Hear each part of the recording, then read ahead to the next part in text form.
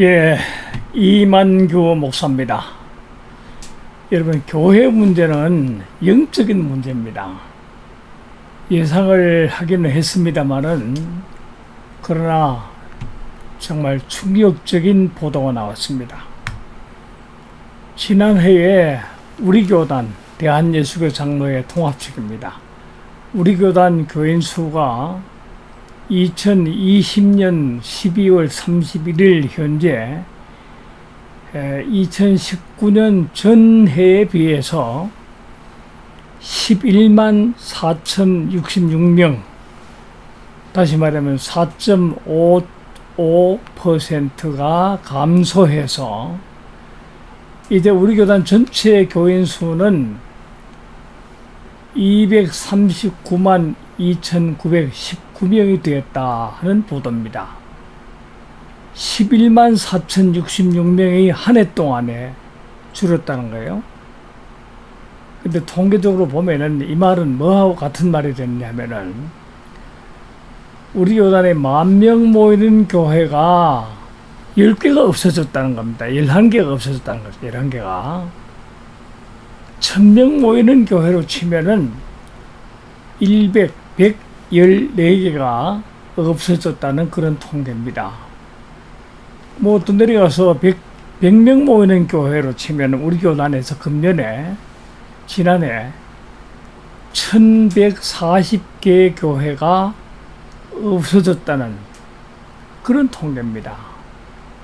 정말 이러다가는 몇 해 못 가서 우리 교회는 정말 소수 종교로 전락해버릴 그런 불안을 감출 수가 없습니다. 하긴 뭐 몇 년 전부터 우리가 했었지요. 그리고 여러 곳곳에서 징조들이 나타나기도 했고요. 그런데 그럼에도 불구하고 이렇게 허무하게 빨리 무너져 간다는 것은 예상하지도 예상하기도 싫었던 일인데, 그게 이렇게 현실화된다니 정말 놀라운 일이고, 뭐 목회 일선에서 물러난 저희 입장에서는 후배 목사님들 그리고 교회 지도자들이 참 안쓰럽다는 생각이 듭니다. 물론 신앙인구의 감소는 우리 교회뿐 아니고요, 우리 사회가 전체적으로 비종교화되어 가고 탈종교화의 길을 들어섰다는 통계는 있습니다. 그 2000년대 이후에 종교인구 증가가, 그런 증가세가 꺾이고 금년 들어서는 무종교인들의 비중이 종교인 수보다 더 많다는 높은 통계가 나왔습니다. 여론조사 회사인 한국갤럽에서 한국인의 종교 1984-2021이라는 리포트를 발표했는데요. 우리나라 종교 인구가 2000년대까지는 꾸준히 증가했지만은 2000년대가 넘어서면서 점점 그 비율이 떨어져서 2004년 54%에서 2014년에는 50%, 그리고 2021년 현재는 무려 40%까지 하락했다는 통계를 발표했습니다. 이른바 탈종교화 현상이 가속화되고 있다는 거죠. 우리 시대의 인구 감소, 또 시대사조의 좌경화, 그리고 어떤 독단적인 국가 지배를 꾀하는 그런 세력들이 절대적 가치를 무너뜨려서 그런 이념으로 세계를 지배하려는 그런 세력들이 의도적으로 우리 사회를 조작하고 여론을 조작하고 문화를 조작하고 해서, 그래서 이렇게 됐다고도 얘기하고 있습니다만은, 아무튼 탈종교 현상을 촉진시키는 원인이 어디든지 간에 탈종교와 특히 탈기독교의 문화는 정말 심각합니다. 내가 짐작하기로는 코로나19라는 그런 이유로 우리 정부도 뭐 외국에도 다 그렇더라고요. 행정명령을 통해서 계속해서 예배 집회 금지를 강제하고, 또 성도들도 이제는 온라인 예배에 길들여져 가고 있고, 뭐 이런 상황 속에서 점점 성도들도 주일 공예배를 포기하는 사람들이 늘어나고 있고, 또 우리 사회 상황이 점점 더 교회에 대해서 부정적인 시각을 자꾸 많이 가지게 되고 있고, 그래서 신앙생활에 대한 긍지를 상실하게 되는 그런 현상으로 볼 때에 성도들의 실족이나 이탈, 뭐 이런 것들은 점점 더 가속화될 것 같은 불안한 그런 전망을 할 수밖에 없게 되는 거죠.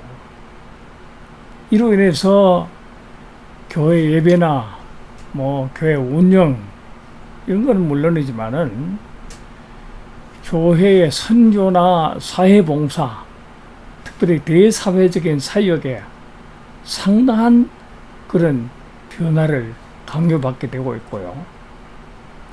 또 교회, 국가나 사회에 대한 영향력 역시 이거 뭐 심각한 수준으로 약화되는 것, 이게 너무 뻔하고, 그래서 기독교 신앙의 긍지를 잃어버릴 지경까지 이를 것입니다.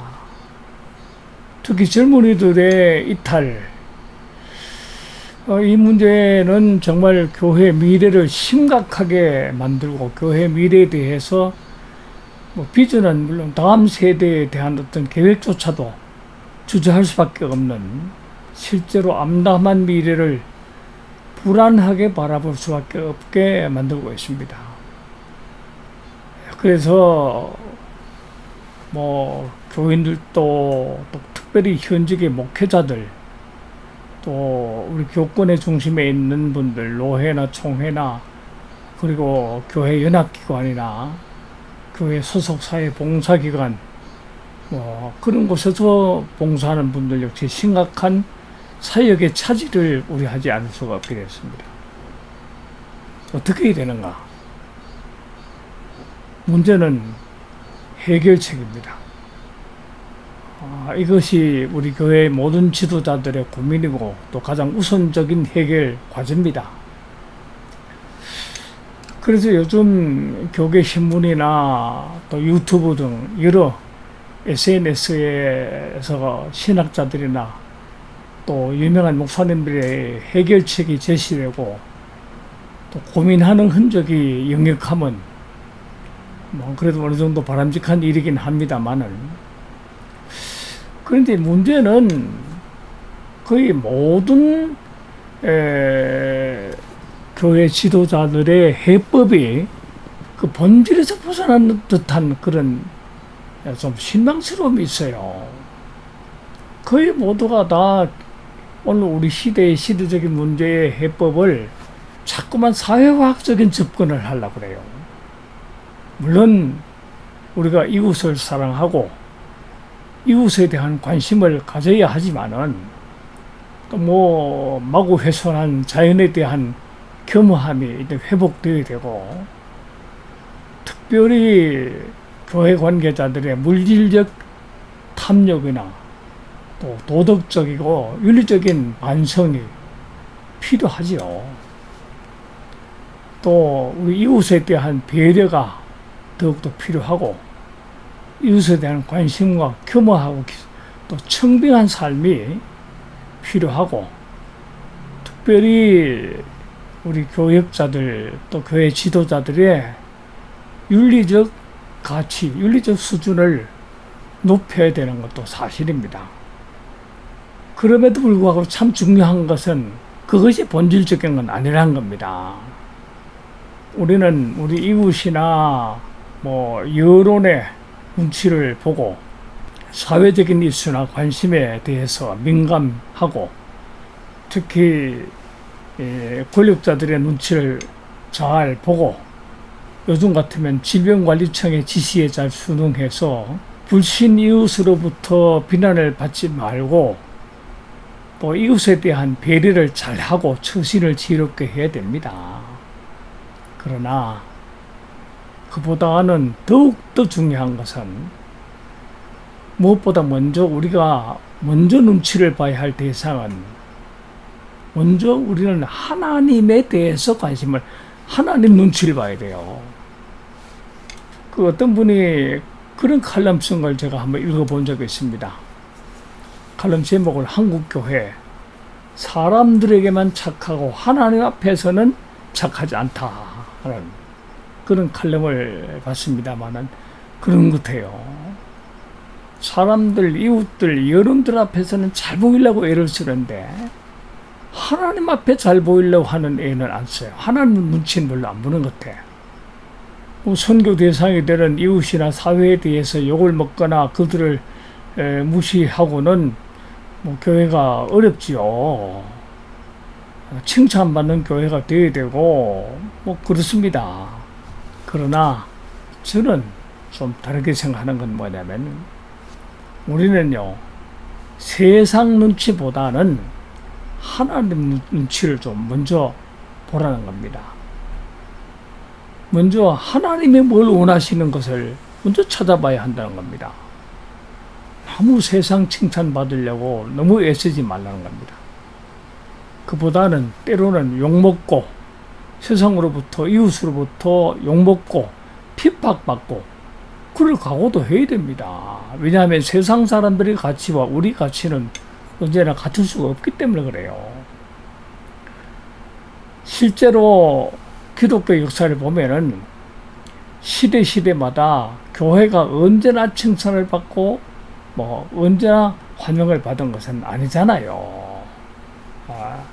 언제나 교회가 존중받고 신뢰되고 높았던 것은 아닙니다. 도리어 교회가 미움받고 또 박해받고 그래서 순교까지 이런 역사가 기독교 역사입니다.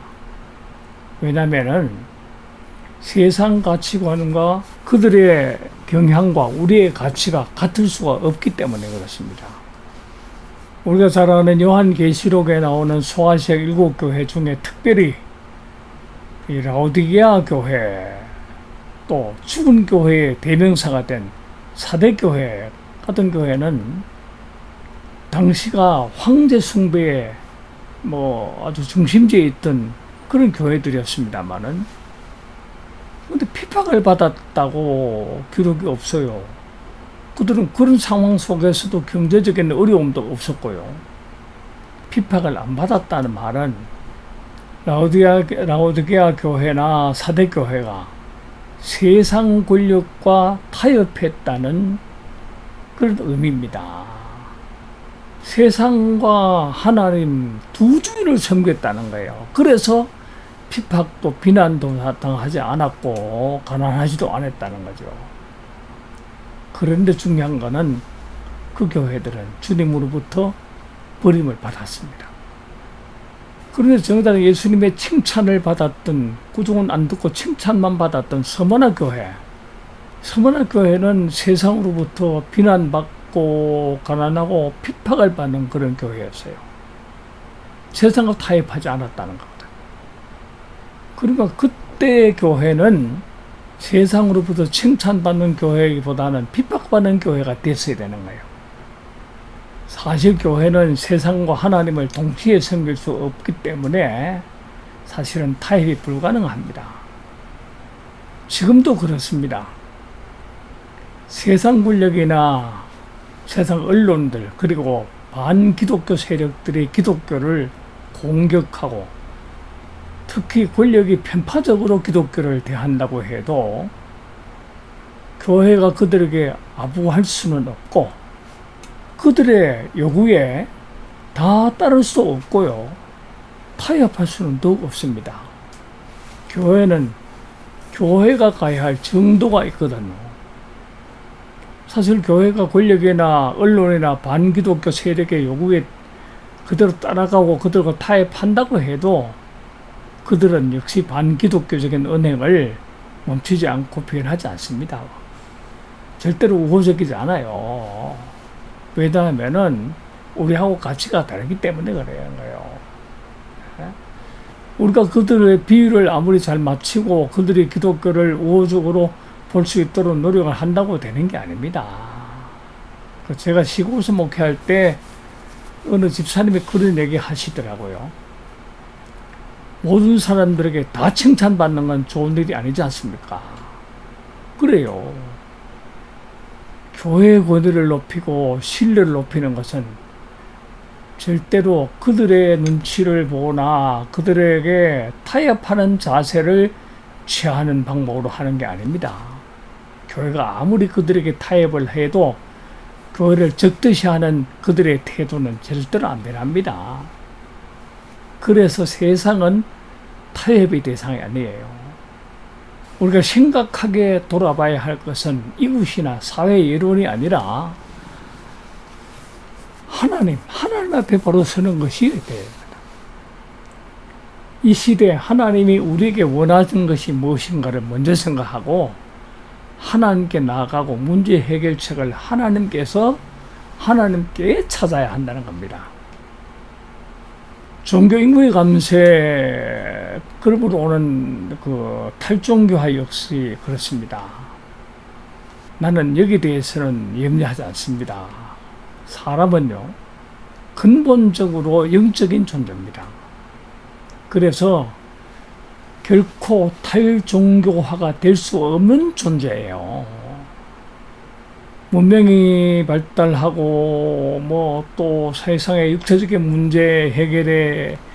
문제가 해결이 되고 사람이 하나님을 떠나는 것 같기는 합니다만은 그러면 그럴수록요 사람의 영적 갈급함은 더 커져요. 절대로 해결 안 됩니다. 하나님을 닮은 인간은 반드시 신을 찾게 되어 있습니다. 그들이 종교를 떠난다는 것은 지금 탈종교화가 됐다는 것은 그들에게 신이 필요 없어서가 아니라 그들의 영적 갈급함을 교회가 해결해 주지 못한다고 생각하기 때문에 요즘 교회나 미안하지만은 다른 종교도 보면은 단순한 사회단체나 혹은 사회봉사단체, NGO 수준을 넘지 못하고 있기 때문에 그래서 그들이 교회에 대해서 사회에 대해서 실망을 하기 때문에 떠나서 탈종교화 현상이 오는 것이지 그들이 영적 갈급함이 없어서 그런 게 아닙니다. 교회가 진정으로 영적 공동체로 온전히 세워지고 교회가 영적 능력을 회복하면 그들은 반드시 다시 돌아오게 되어 있습니다. 그래서 지금 교회가 회복되는 유일한 방법은 영적 능력을 회복하는 거예요. 교회가 사회봉사단체 수준을 넘어서 하나님의 신령한 능력이 지배하는 영적 공동체가 되면은 그들은 반드시 교회로 돌아오게 돼 있어요. 따라서 지금 우리가 염려해야 되는 것은 탈종교화 현상, 반기독교 문화, 우호적이 않는 이념 정치 이런 게 아니고 교회가 영적 능력을 회복하는 일이 더 우선적이어야 한다 하는 겁니다. 또 하나 우리가 교회가 염려해야 되는 게 있어요. 그건 교인 수가 줄어드는 일, 예산이 축소가 되는 일, 교회가 사회에서 여러 가지 많은 어떤 신뢰가 떨어지는 거, 이런 게 아니고요. 교회가 교회로서의 사명을 다하지 못할까 하는 염려입니다. 우리의 목적은 더 많은 영혼들에게 복음을 전하고 그들을 구원하는 게 그래서 그들을 살리는 게 우리의 목적이에요. 교회 되는 일이 중요합니다. 생명구원 역사를 바로 하는 것이 중요합니다.